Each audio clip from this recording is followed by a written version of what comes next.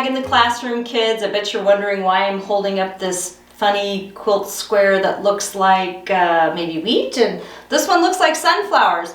Well, we're going to do something fun this month. We thought we'd be kind of the artsy agriculture project this month, and we're going to be visiting with my friend Susan Schlichting. She's the extension agent here in Ellis County, and she's going to be talking to us about barn quilts. So I'm really excited to learn about the history of barn quilts and how that's connected to agriculture. And I'm excited for you guys to get to do the project that we're going to do this month. You get to make your own barn quilt squares. So I hope you enjoyed that, and I hope you enjoy the history of barn quilts. All right, well, Susan, we're here learning about barn quilts today. Yeah. I picked up all these cool ones you have laying around here. Yeah. Tell me how barn quilts connect to agriculture. Well, barn quilts are just that. They're art that is hung on a barn.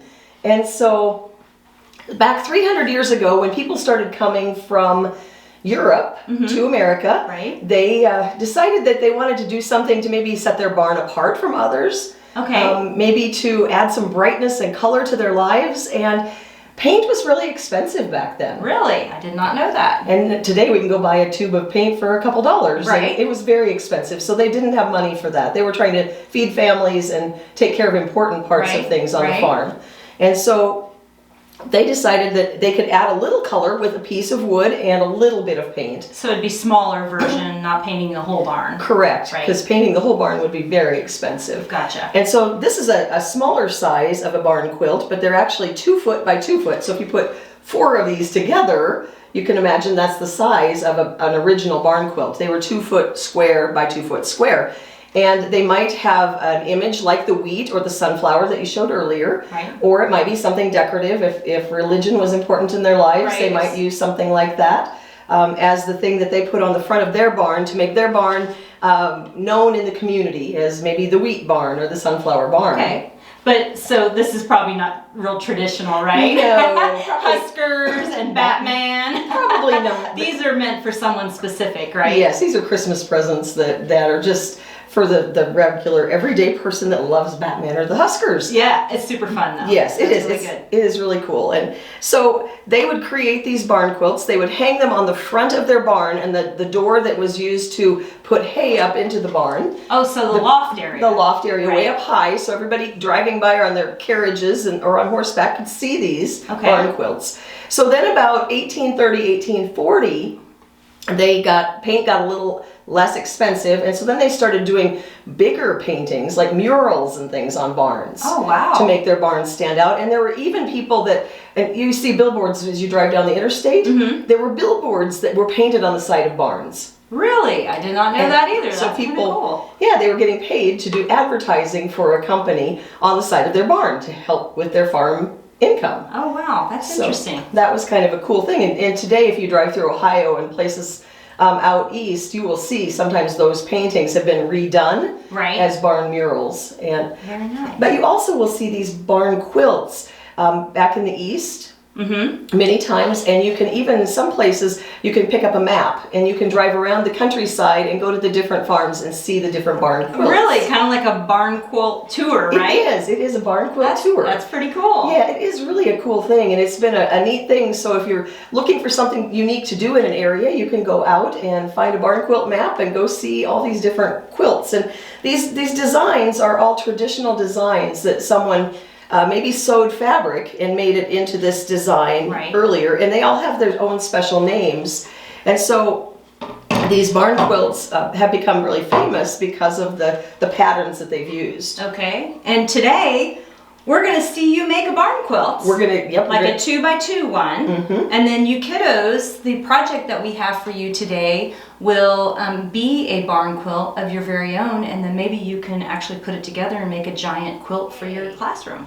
Susan, what are we going to need if we want to make a real barn quilt like these that you have out here? Well, first thing you need is to figure out what it is you want to draw a picture of and paint onto the board. So I've got my design here for 4-H Very nice. that I am using. And then I'm going to need, of course, the board. And it can be a 1 by 1 or it can be a 2 by 2. So this is like this would be like a 1 by 1. And here you've got some that are primered and ready to start, right? Yes. So this is a 1 by 1 and that's a 2 by 2. 2 by 2. Okay. Okay, and then I'm going to need a ruler and a pencil and an eraser. Those are simple things. And then I'm going to need some of this green frog tape that helps to seal the edges of the painting area so that the paint doesn't leak underneath. I'm going to need a plate to squirt some of my paints on. I'm going to need some paints. And these, if I'm going to put this outside and display it, I'm going to need to have outside paints. Okay. Some different brushes, some foam ones and some little fine ones. Sometimes even Q-tips work. Oh, wow. And then finally, a blow dryer. Okay. To blow dry my paint so I can go on to the next area as I paint. And so you can do it don't have, quickly. yes, you don't have to wait for the paint to dry. Quickly. Okay, cool. So I've taken my pattern and I've drawn out on here where the blocks need to be. So I've done some quilting before with fabric, so I know that I have to break it down into blocks or squares and triangles in order for the design to work out in my painting.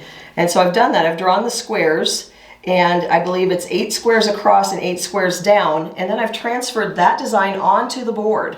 And I've drawn out all the diagonal lines, so where I need to add paint, and I've written in the names of the colors of paint that I need to use.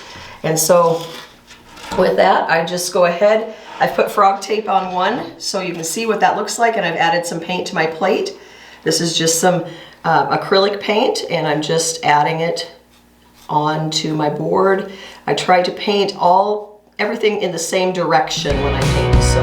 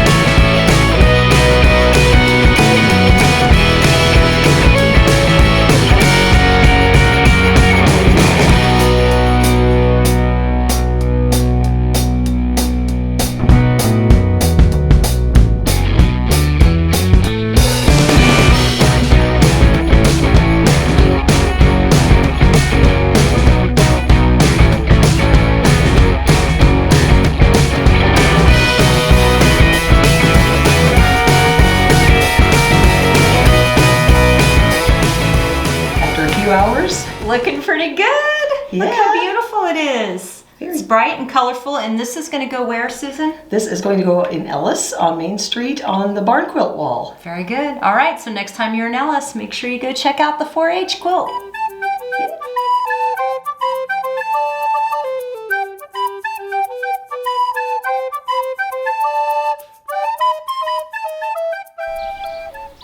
Hey guys, check out my barn quilt. I made this barn quilt for our farm, and we are out here today. We're getting ready to hang it on our big barn. Mike's not real happy with me because it's kind of cold, but he's had his opportunity when it was warm to hang it, so he better not complain too much. But I'm excited to see what it's going to look like on our barn when we're all finished.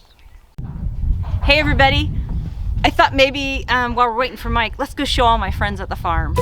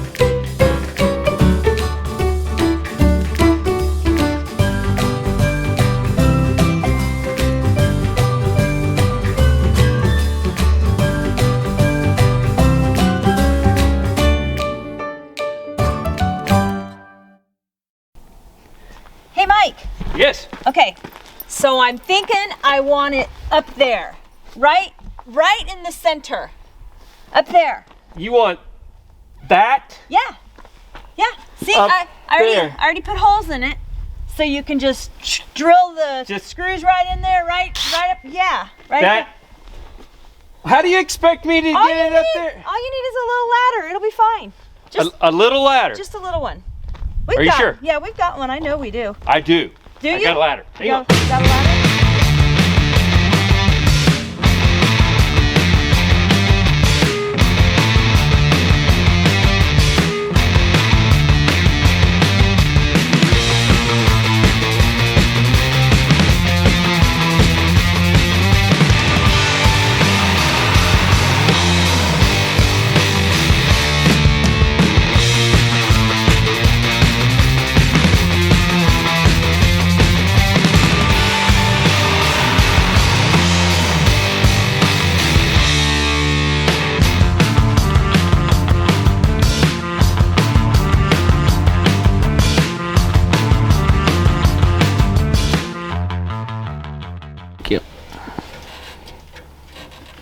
Got it? I got it. All right.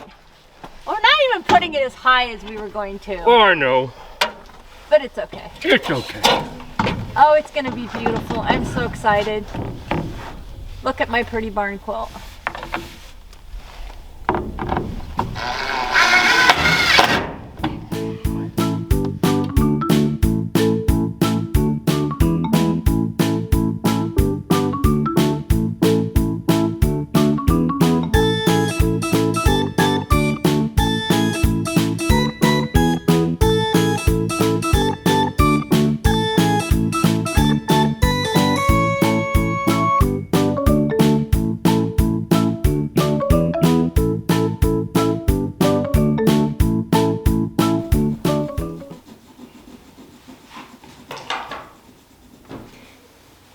Hey Maddie, you about got that done yet? Does it look like I'm about done yet? It looked like you were concentrating really, really hard. Yes. Well, hi guys, it's Ag in the Classroom, and Maddie and I are here today finishing up our barn quilt. I hope you liked the presentation Susan Schlichting gave about where barn quilts come from. Maddie, did you know much about barn quilts when we started this project? No, I did not. I had no idea where to even start with these. Well, I know, and it's hard to think, or it's hard to imagine that this kind of stems from agriculture. It comes from the farming communities on the East Coast. It was brought over to the United States by immigrants, those that came from Germany and the Netherlands and different places like that. And it's migrated all the way here to the Midwest, because I see barn quilts Oh yeah. all over Kansas. Yeah, we have some on our barn. You back do? home. Very cool. Yeah. And you guys got to see Mike and I hanging our barn quilts at our house, and I'm super excited for our friends and family to see it as they come up the driveway, because it definitely shows our farm with the horse on it. So, guys, Maddie made this great thing for you guys to do in your classrooms. Maddie, kind of explain. Come on over and show them what we're doing. So you guys are going to make your own barn quilt. What I did was each of you students should be able to get one piece of paper. So let's see. Like, let's say your teacher might give you the pig. We have a bee, and then we have what spells out ag in the classroom. So you'll each just color your own, and then once you all are done coloring, your teacher can help you all put this together.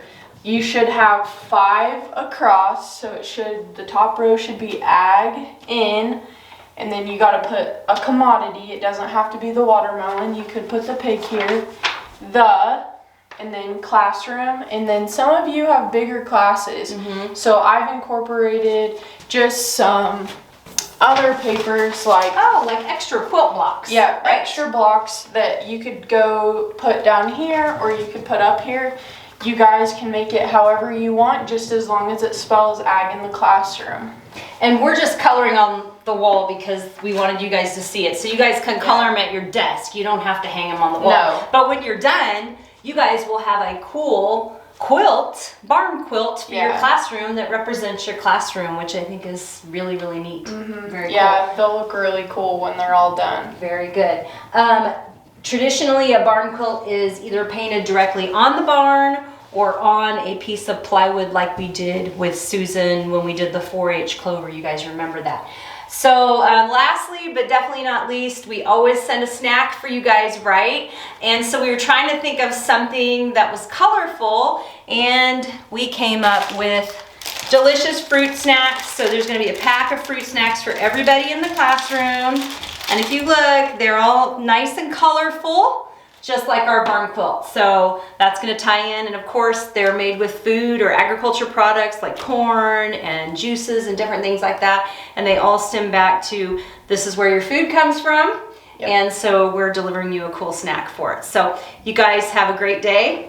And we would love to see pictures of your barn quilts when you're all finished. Please. And remember, if you ate today, make sure you thank a farmer. God bless America. And we'll see you next time on Ag in the Classroom.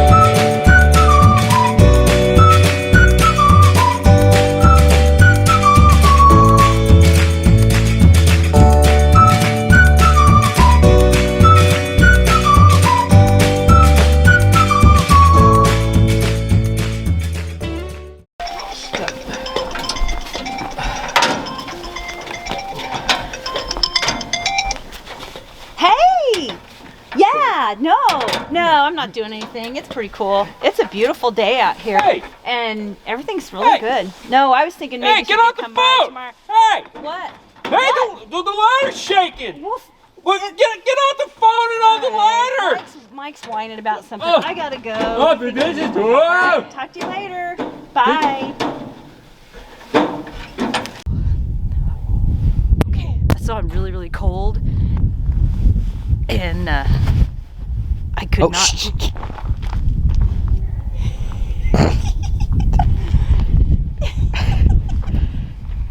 We're not going to tell Mike how cold I am because he didn't want me to do this today. Oh, yeah. It's in his back pocket.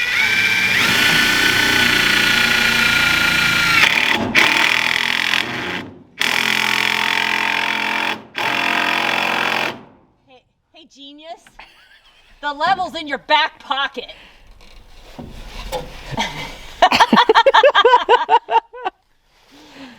I put it there so I wouldn't forget about it. Yeah, but you just told me to go find it. I did, didn't I? Yeah, you did. Whose fault's that? It's not mine. Just hang the dang quilt. I'm trying. You want it that way? No, I want it straight. You want That's it why level. you have the level, you idiot. Is that what a level's for? Yeah. What am I? Why don't you climb up here and help me? I'm not climbing up there. Oh, here's your... Hey, Mike! Mike, where are you? Where? Oh, perfect. Because it's going to go way up there. What? Why are you dressed in orange? I'm not in orange. I'm in my safety orange. Safety orange. I have an impact driver. Okay. I'm gonna be standing on a ladder. Safety first. It's always safety first. I thought that was hunter safety, though. It's dual No, purpose? just dual Dual purpose. purpose? Dual Okay, purpose, dual yes. purpose. It just depends. But yeah, today, Safety. impact driver. Yeah, baby.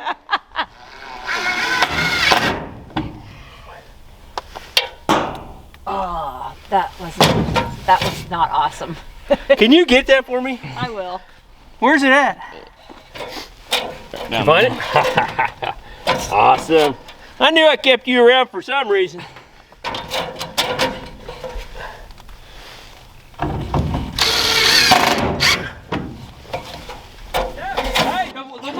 it. Stand together. Get off the phone and hold the ladder. Okay? Okay.